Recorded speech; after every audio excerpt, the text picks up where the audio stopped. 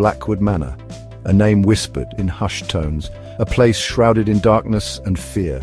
Locals spun tales of its sinister past, of a family cursed, a spirit enraged. No one dared to venture near the crumbling mansion on the hill. Its windows, like vacant eyes, watched the town below. They held secrets, whispered rumors of the horrors that unfolded within.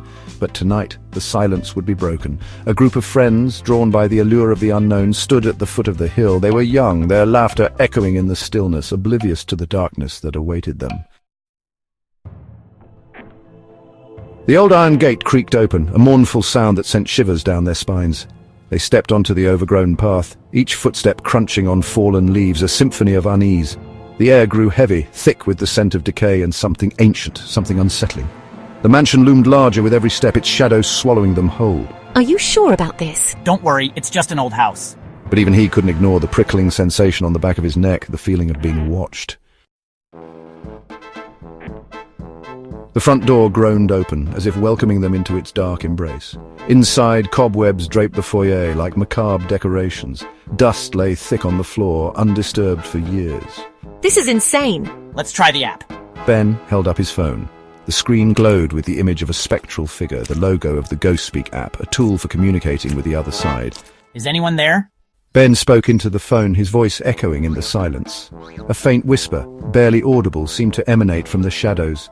The friends exchanged nervous glances. Was it their imagination, or had they just heard a response?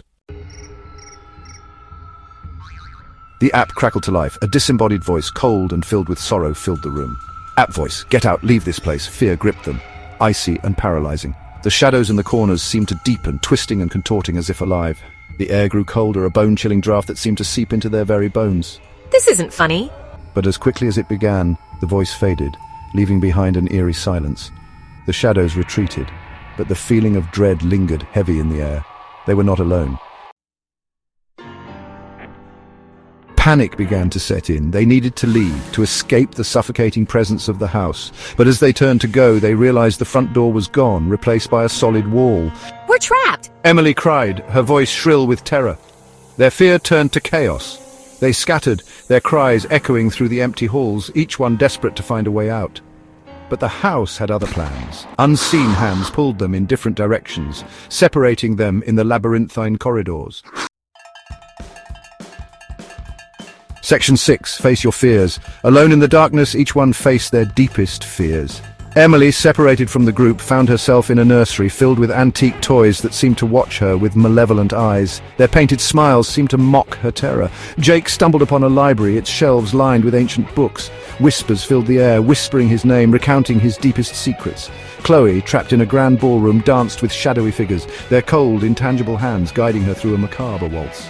Mia, lost in a maze of mirrors, saw reflections of her deepest fears, her insecurities magnified in the distorted glass. Section 7, Room 13. Ben, guided by an unseen force, found himself standing before a door at the end of a long, dark corridor. The number 13 was painted on it in faded black paint, the air around it thick with a palpable sense of dread. He knew he shouldn't enter, but an irresistible force drew him closer. His hand trembled as he reached for the doorknob, his heart pounding in his chest. He could feel the presence behind the door, ancient and malevolent, waiting to be unleashed. Section 8. The Curse Awakens. The door creaked open, revealing a small, dusty room. A single, flickering candle illuminated a figure huddled in the corner. It was a young woman, her clothes ragged, her eyes filled with a deep, unfathomable sadness. "Help me," she whispered, her voice a mournful sigh. But as Ben stepped closer, the candle sputtered and died, plunging the room into darkness. A blood-curdling scream pierced the air, followed by an unearthly roar. The curse of Blackwood Manor had awakened. Section 9. The haunting continues. The friends, reunited by their terror, fled the house, their screams echoing in the night. They stumbled out into the cold night air, gasping for breath, their faces pale with terror. They never spoke of what they saw that night, but the memory lingered, a haunting reminder of the darkness that lay hidden beneath the surface of their world. The curse of Room 13 and the mournful spirit trapped within remained unbroken. The whispers of Blackwood Manor continued, a chilling testament to the horrors that awaited those who dared to enter its doors. The haunting wasn't over, it had just begun.